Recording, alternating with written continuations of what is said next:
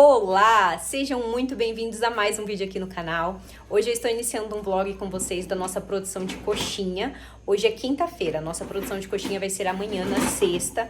E a gente já inicia os preparos hoje, na quinta-feira, um dia antes. E eu vou mostrar para vocês todo o passo a passo. O Danilo está iniciando aqui o preparo da misturinha que a gente faz para misturar no recheio do frango amanhã, tá bom, gente? Então, no último vídeo que eu postei, muita gente falou: nossa, Isadora, é muito complicado o jeito que você faz, compra o liquidificador, é muito complicado assim. E, gente, pra nós aqui é super tranquilo, leva no máximo 10 minutos fazer o preparo desta misturinha, tá bom? E a gente só utiliza mesmo esse bowl com a farinha normal mesmo, branca, que a gente utiliza para fazer os salgados, coloca um pouco de água até dar o ponto aqui, e enquanto isso, tem uma panela aqui com água e caldo de galinha que a gente aguarda ferver para jogar aquela mistura de farinha aqui e mexer muito bem e tá pronto, gente. É no máximo 10 minutos para fazer isso, é uma coisa super simples e rápida, sem nenhum mistério. O que talvez pegou nas pessoas é a questão mesmo de ter que mexer, né? Porque isso se torna um pouco pesado na hora de mexer. Danilo tá mexendo aqui, como vocês podem ver, é a farinha branca com um pouco de água, e aí eu acho que isso que talvez incomodou as pessoas, né? Porque de fato, dói um pouco os braços fazer isso, fica pesado para você mexer, mas esse é o maior trabalho mesmo para fazer, gente. De resto, é uma coisa muito simples. Uma dica que eu talvez queira acrescentar aqui que vocês deram: Isadora, utiliza o fouet para não dar tanto aquelas bolotas. Na hora de mexer aqui nesta panela, vocês vão ver que ele vai ficar bem cheio de bolotas, né? Eu esqueci o nome correto disso, de falar. Então, talvez com o fouet ajudaria a deixar mais liso essa misturinha. Terminamos de mexer aqui. Esse é o ponto correto, tá bom, gente? Então, aqui tem 5 conchas de farinha branca e a água a gente acrescenta a olho, tá? Até dar esta liga aqui. E agora sim a gente vai jogando aos poucos dentro daquela panela com o caldo de galinha. Começou a ferver, aqui deve ter aproximadamente 2,5 litros de água, ou um pouco mais, e 2 colheres bem cheias de caldo de galinha. E agora o Danilo vai acrescentar o sal, tá bom? Começou a ferver, ele acrescenta também 2 colheres de sal, bem cheias. E agora sim ele vai abaixar o fogo e a gente vai colocar aquela misturinha que a gente fez. E agora é só ir jogando essa misturinha aos poucos ali dentro da panela e o Danilo vai mexendo, tá bom? Então é só isso mesmo que a gente faz. É super rapidinho de ser feito isso. Finalizou aqui de fazer a misturinha e agora a gente coloca numa bandeja, espera esfriar um pouco. Depois a gente passa o papel filme e coloca na geladeira e a gente só utiliza isso daqui amanhã na hora de preparar o frango, né? A gente tempera, joga o frango na masseira e depois acrescenta essa misturinha apenas para dar liga no frango e conseguir passar no funil da máquina. Hoje nós já cozinhamos 15 quilos de filé de peito de frango. O Danilo comprou essa semana da Copacol. Ele pagou R$17,90 no quilo do frango. A gente gosta muito de utilizar o da Sadia, gente, só que tá muito caro aqui para comprar. Então, ele tá pegando desta marca Copacol, tá bom? E aí, a gente já cozinhou, fica ali na panela de pressão, descansando, né? Esfriando. E aí, amanhã eu volto mostrar pra vocês a nossa produção. Oi, gente! Dia seguinte por aqui. Nós já vamos aqui iniciar a nossa produção de coxinha. Eu não mostrei pra vocês o Danilo preparando o recheio, até porque ele chega bem mais cedo na empresa pra preparar o recheio, pra gente conseguir adiantar a nossa produção. No dia de produção de coxinha é um pouco mais demorado, né? Porque ele utiliza a masseira para preparar o recheio do frango, para depois sim iniciar a nossa massa. Então, quando ele chega pela manhã, ele desfia o frango grosseiramente, joga tudo na masseira. Antes disso, ele refoga o alho, o colorau, né? Faz o tempero para jogar o frango, deixa misturar bem para ele desfiar bem pequenininho. E depois sim ele acrescenta aquela misturinha que eu mostrei pra vocês. Muita gente conhece aí como bechamel, né? A gente chama aqui como misturinha. E aí ele acrescenta essa misturinha, deixa bater até dar liga e aí sim finaliza o recheio. Eu vou mostrar aqui pra vocês, ele já está passando na máquina. No último vídeo que eu postei pra vocês, eu estava mostrando eu comendo coxinha. E eu falei pra vocês, né, sobre o nosso tempero, que não é tão laranja assim, tão forte, né? A gente não coloca tanto colorau pra deixar muito forte a cor do nosso frango. Só que no vídeo eu estava gravando com 2 celulares diferentes e o recheio ficou muito branco por conta do celular. A imagem não era tão boa. Agora dá para vocês visualizarem melhor a cor do nosso frango. Ele é sim laranjinha, mas também não é tão forte assim. Mas isso, gente, a cor aí, o tempero é muito particular de cada um. Não deixa de ser um recheio gostoso, porque ele também é muito bem temperado. E só que é uma questão de gosto mesmo, né? Eu sei que tem gente que gosta daquele frango bem laranjinha e realmente fica mais bonito, mais apresentável quando você abre a coxinha ao meio e tá aquele frango bem laranjinha. Mas não tem certo nem errado, tá, gente? Eu estou abrindo aqui, separando essas coxinhas que eu estou abrindo. É que o Danilo passou na máquina até alcançar a gramatura ali de 20 gramas que a gente trabalha.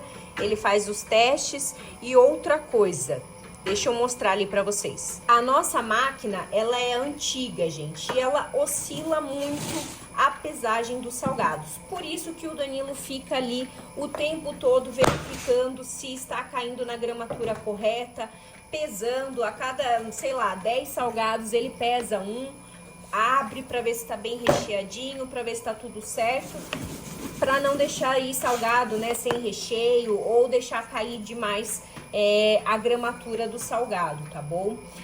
Muita gente já falou, Isadora, por que você não compra aí uma empanadeira? Vou comprar, gente, é o meu maior sonho. Eu que tenho problemas aqui no ombro, tendinite, essas coisas, sofro muito ficar aqui 1 hora empanando em uma posição só, né? Para quem tem tendinite vai entender quando a gente faz movimentos repetitivos, o quanto isso é doloroso, né? Na parte onde você tem problemas. No meu caso é o ombro, eu sinto muita dor quando ele inflama, mas a gente acabou de fazer um investimento que é do ultracongelador e a gente precisa pagar. Não foi um equipamento barato, tá bom? É equivalente aí a um carro, o valor dele. Então, a gente precisa primeiro pagar este financiamento deste ultracongelador para depois sim a gente conseguir fazer um novo empréstimo. E outra coisa, não adianta a gente comprar apenas a empanadeira, tá bom? Como eu expliquei para vocês, a nossa máquina ela oscila muito, então a gente precisa de uma máquina nova e de uma empanadeira. Então são 2 equipamentos novos que a gente precisa, gente. É uma coisa de cada vez. Como vocês sabem, equipamentos são caros, até porque se não fosse tão caro assim, não tinha tanta gente fazendo salgados na mão, tá bom? É preciso ter organização para você fazer o investimento na sua empresa. Quando a gente foi adquirir o ultracongelador, eu queria antes comprar a máquina e a empanadeira. E assim a gente conseguiria aumentar também a nossa produção e não ficar mais sofrendo com falta de salgado nos freezers. Porque acontece muito de a gente estocar o freezer, tá super tranquilo, e do dia pra noite o nosso freezer está praticamente zerado. E aí a gente entra em desespero para começar a produzir salgados. Inclusive a gente vai trabalhar amanhã para conseguir estocar coxinha pelo menos. Mudei vocês aí de posição para deixar um pouco mais alto, conseguir visualizar melhor. Mas como eu estava comentando com vocês, o nosso freezer de coxinha nós estávamos tentando estocar. E já com a produção de hoje de coxinha, a gente está fabricando 6.000 coxinhas. Um pouco mais de 6.000, né? Porque cada produção nossa dá em média aí 2.200 coxinhas. Então aproximadamente aí 6.600 coxinhas. Porém já vendeu metade, gente. Então, pra gente não ficar semana que vem no desespero, a gente já vai aproveitar amanhã, sábado, e fazer mais uma produção, até porque na semana que vem vai faltar dias na semana pra gente conseguir estocar os nossos freezers novamente. Isso que eu falo pra vocês, gente, não adianta eu comprar a máquina, aumentar a minha produção e não conseguir congelar o produto. E depois estocar, né? Você precisa ter freezer o suficiente para congelar e freezer o suficiente para estocar. Então, pela lógica do negócio, a gente começou primeiro pelo ultracongelador, tá? E depois que a gente, se Deus quiser, né, se as vendas começarem a aumentar, tal, a gente começa a pesquisar aí a opção de comprar uma máquina que vai nos ajudar muito no nosso dia a dia, vai otimizar muito o nosso trabalho. Não vai precisar mais ter 3 pessoas aqui, né, trabalhando para conseguir dar conta da produção. Somente uma pessoa vai dar conta de mexer na máquina, né, fabricar os salgados e congelar tudo certinho. Aí vai facilitar muito o nosso dia a dia. O que vai ter um trabalho um pouco maior vai ser na questão do preparo da massa e dos recheios mesmo. Mas isso com organização depois fica bem mais tranquilo. Outra possível dúvida que pode surgir aí: nossa, Isadora, você não passa na água o seu salgado para empanar? Não, gente, saiu da máquina, eu já jogo diretamente aqui na farinha de rosca de padaria. Eu não compro em padaria de bairro, tá bom? Essa farinha de rosca. Eu compro do fabricante de pão. Aqui em Votorantim tem uma empresa que ela fabrica pães e ela distribui para os mercados. Então eu compro diretamente na fábrica de pães e aí, ó, é somente pão mesmo, né? Não tem aquela mistura com pão doce, não sei o que o pessoal fala, que joga um monte de resto para fazer a farinha de rosca. Lá não, gente, ele só fabrica pão, então a farinha de rosca é somente do pão. Às vezes vem até pedaço de pão aqui, gente. Às vezes a gente tá empanando, quando vai ver tem um pedaço de casca de pão dentro da farinha de rosca, tá? Mas é isso, é somente a farinha de rosca de padaria mesmo que a gente utiliza para empanar. Não é necessário passar na água e tal. Somente quando a gente faz a bolinha de queijo crocante que a gente borrifa a água para conseguir grudar melhor, né, o macarrãozinho cabelo de anjo. Ó, esse tipo de salgado aqui, vocês estão vendo? A gente tira, né? Às vezes quando passa ali, no dia seguinte a gente separa e coloca no saquinho para doação, tá bom? Mas aqui, como eu já vi, eu já tiro e separo a massa do recheio, que às vezes acontece. Alguns, ó, dá pra gente modelar eles. Fica alguma imperfeição, dá pra modelar. Outro detalhe, gente, quando eu falo pra vocês sobre estocar o freezer, né? É óbvio que a gente quer que os freezers fiquem vazios, né? Isso é sinal que vendeu tudo. Só que, ao mesmo tempo, eu não gosto de deixar faltar salgado para os meus clientes.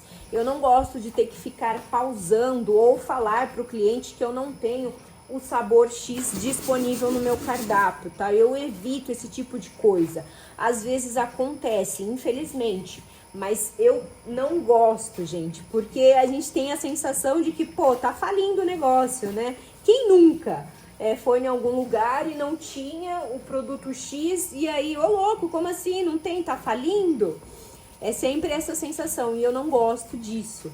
Então, por isso que eu, Isadora, me desespero quando o estoque está muito baixo, que eu vejo ali que tem 300 salgados, porque de fato, às vezes começa a cair pedidos ou entrar encomendas e você acaba não conseguindo atender a todos e não dar tempo de você preparar o salgado, né, para não deixar faltar. Por isso que eu não gosto que o freezer fique muito baixo. Por mais que graças a Deus que tá baixo, é sinal que vendeu tudo, mas eu procuro evitar. Deixa eu mostrar pra vocês, gente. Este daqui é um recheio que sobrou no tubo da máquina, né, no funil da máquina, quer dizer.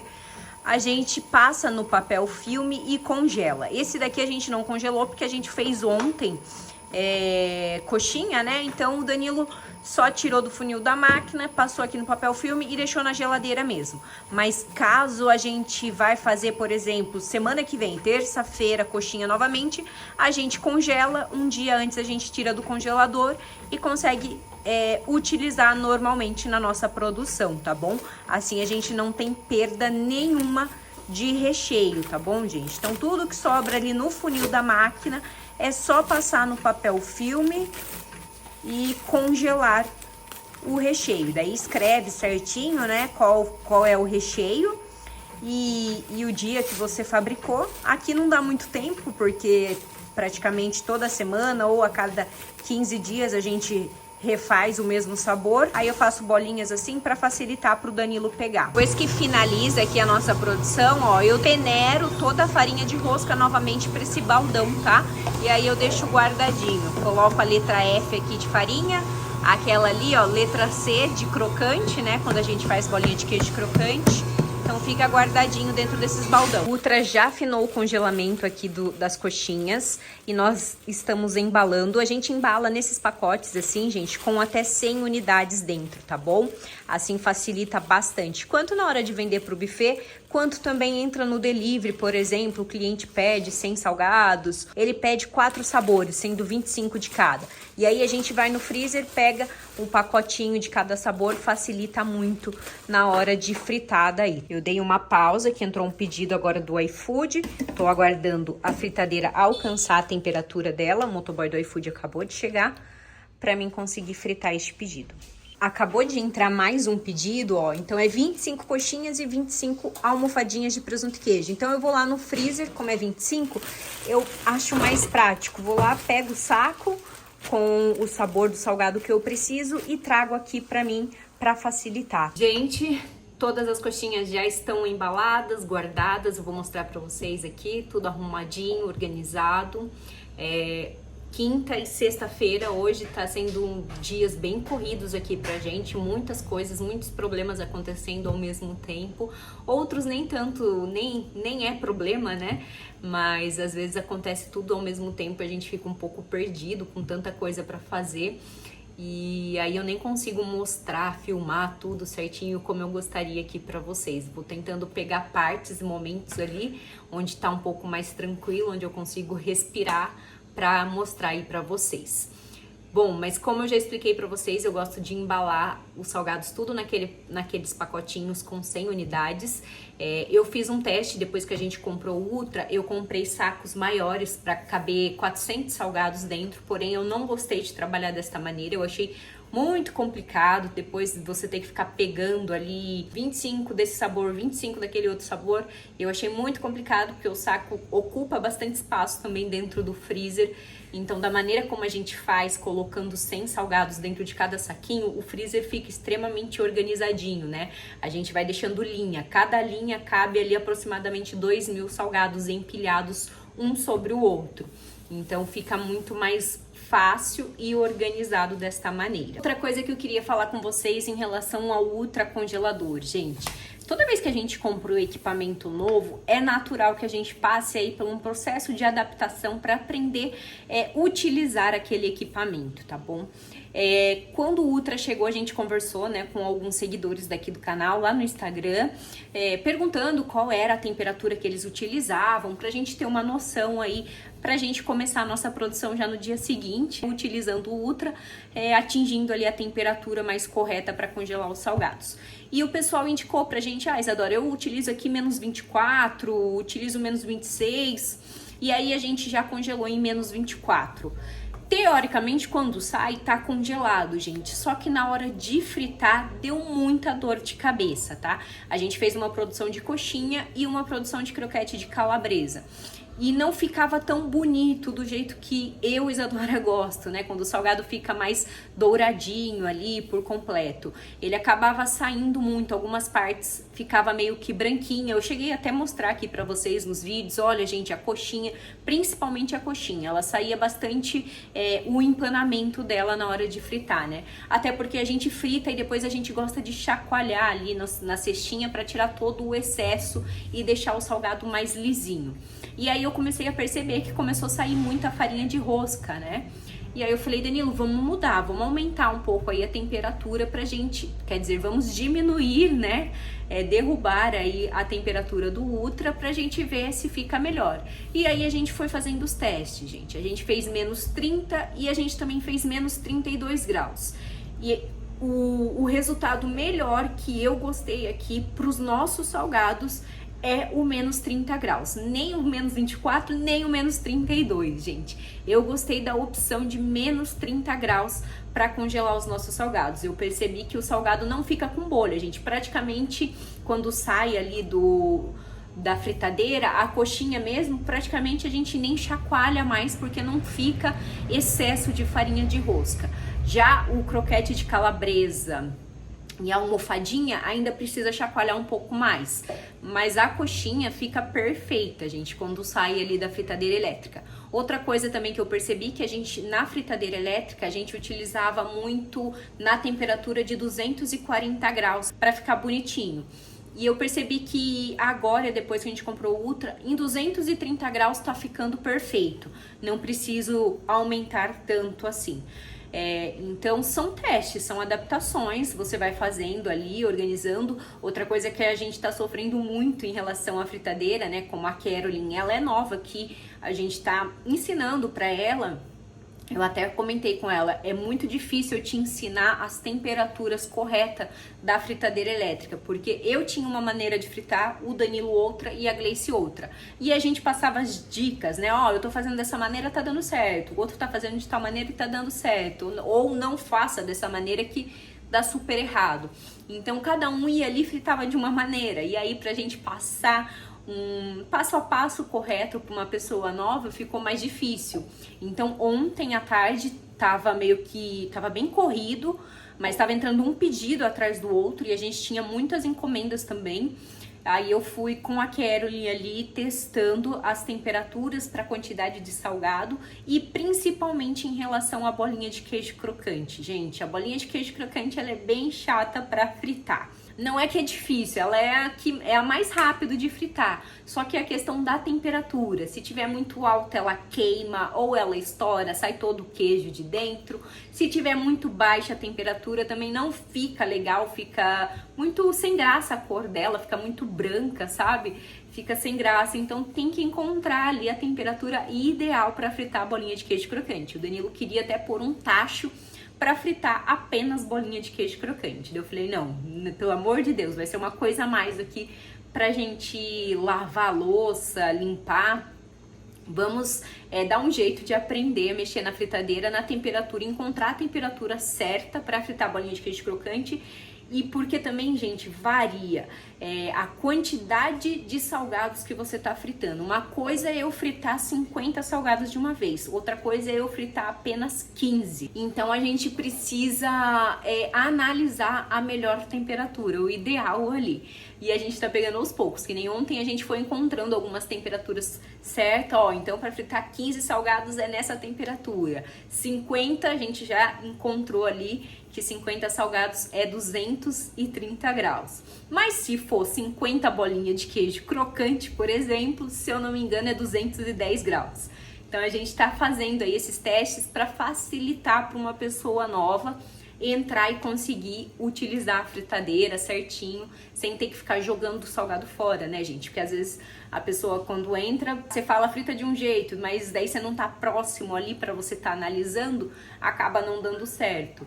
Então, são testes. Oi, gente, dia seguinte por aqui. Hoje é sábado, nós produzimos coxinha hoje. Hoje só veio eu e o Danilo na produção. Agora já é quase 4 horas da tarde e a gente tá aqui atendendo ao delivery. Hoje tá um dia bem chuvoso, então acredito que vai ser um dia mais calmo.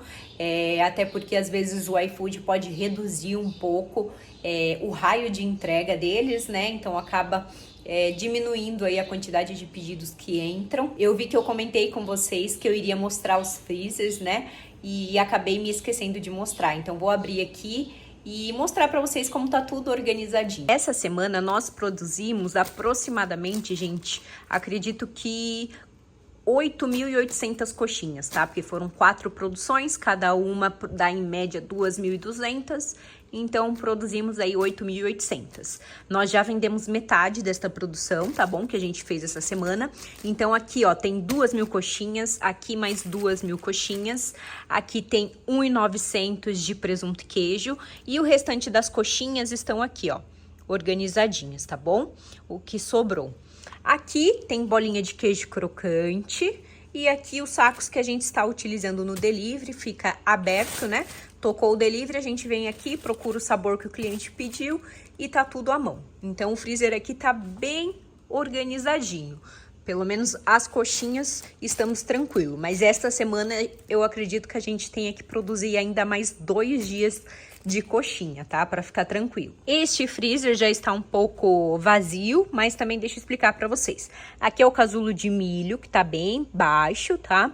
A gente vai produzir, se a gente conseguir comprar o milho, segunda-feira a gente já inicia a semana produzindo o casulo de milho. Aqui tá o croquete de carne com azeitona.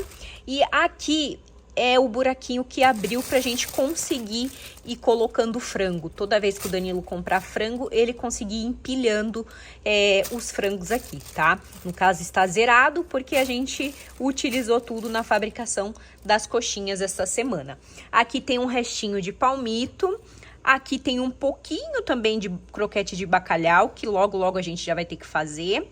E aqui é coxinha com catupiry. Talvez a gente faça essa semana, vai depender também da quantidade que os buffets pedir, né, de coxinha com catupiry. Caso seja baixa, daí a gente joga para outra semana, que daí pro delivery dá para atender tranquilamente. Neste cantinho, gente, ó, tem saquinho aqui para doar, né, que é dos salgados amassados, e os recheios que a gente sobra do funil da máquina, né? O Danilo embala no papel filme e congela. Escreve o nome aqui certinho do sabor que tem e deixa aqui no cantinho. E tem coisas também que é da minha casa, que eu acabo deixando aqui. Neste outro freezer, aqui é bolinha de queijo tradicional, empanada na farinha de rosca. Aqui é o quibe, né? Tava cheio, tinha aproximadamente 4.000 quibes. Já foi uma fileira toda, só restou 2.000, que aqui tem 1.900, sobrou um buraquinho. É desse outro quibe aqui que dá pra pôr aqui, então tem 2.000 quibes. Croquete de calabresa com queijo, também a gente vai fabricar essa semana, talvez na terça ou na quarta. Aqui os casulos de azeitona, graças a Deus tem bastante. Depois que a gente alterou o valor dele, gente, deu uma pausada nas vendas, tá? Porque a azeitona, ela subiu muito o preço, né? E ela é um pouco mais trabalhosa para fabricar. Então, a gente subiu o valor, tá no mesmo preço do quibe, que sai R$ 85 reais o cento frito. E aí, deu uma tranquilizada no casulo de azeitona, porque senão era para estar igual o milho, gente. Se tiver no valor de 75 centos, sai rapidinho. E aqui são os pacotinhos com 50 unidades, né? Que a gente deixou tudo aqui no cantinho, que é para facilitar. Então, tem diversos sabores aqui, bolinha, coxinha, presunto e queijo. Fica tudo aqui organizado desta maneira. Então, gente, os freezers está tudo organizadinho, do jeito que eu gosto, tudo alinhadinho. Alguns sabores já estão um pouco mais baixos, como eu mostrei para vocês, o casulo de milho, calabresa, bolinha de queijo tradicional também está com o estoque bem baixo, mas durante a semana a gente vai repondo isso daí. Entre aspas, porque vai repondo e vai vendendo, graças a Deus por isso. E, gente, sobre os recheios congelados, tá? Eu acredito que a maioria das pessoas fazem desta maneira, né? Todo o recheio que sobra ali no funil da máquina não vai jogar no lixo. Ou tem gente também que pode utilizar em casa, né? Mas o correto não, porque é da empresa. Então, a gente embala no papel filme. E aí, na próxima produção daquele sabor, que nem segunda-feira, a gente vai produzir casulo de milho. Então, daí no domingo, a gente já tira ali o recheio que tá congelado de casulo de milho para ir descongelando. E aí, na hora de iniciar a produção do casulo de milho na segunda-feira, a gente coloca esse recheio junto para descer, tá bom? E é tranquilo, não tem problema algum. Vou mostrar para vocês em relação ao Ultra aqui, como a gente acabou de embalar as coxinhas, né? Terminamos de embalar e organizamos os freezers. Agora o Ultra fica aberto aí para ele começar a descongelar, né? Soltar toda a água, porque a parede dele, ó, ainda tá úmida, então eu deixo ele soltar toda a água e aí todos os dias, depois, mais tarde, quando de fato ele descongela tudo, eu venho e tiro isso daqui e seco ele aqui embaixo, tá bom? Aí fica um pouco de água parado aqui, eu venho e seco tudo certinho, rapidinho, gente. Então o vídeo de hoje foi isso, eu espero que vocês tenham gostado de acompanhar, falei bastante neste vídeo e espero ter dado aí alguma dica, né, durante o vídeo ou esclarecido alguma dúvida de vocês. Principalmente em relação, Isadora, por que você não compra uma empanadeira para ajudar vocês? Então já esclareci aí para vocês, né, que sim, nós iremos comprar na hora que a gente tiver condições de investir na máquina e na empanadeira. Daí sim a gente compra o kit certinho para nossa produção aqui. Se Deus quiser, gente, no ano que vem a gente consegue realizar mais essa conquista para o nosso negócio, que vai nos ajudar muito no nosso dia a dia. Mas tenham calma, é um passo de cada vez e aos poucos as coisas vão acontecendo, tá bom?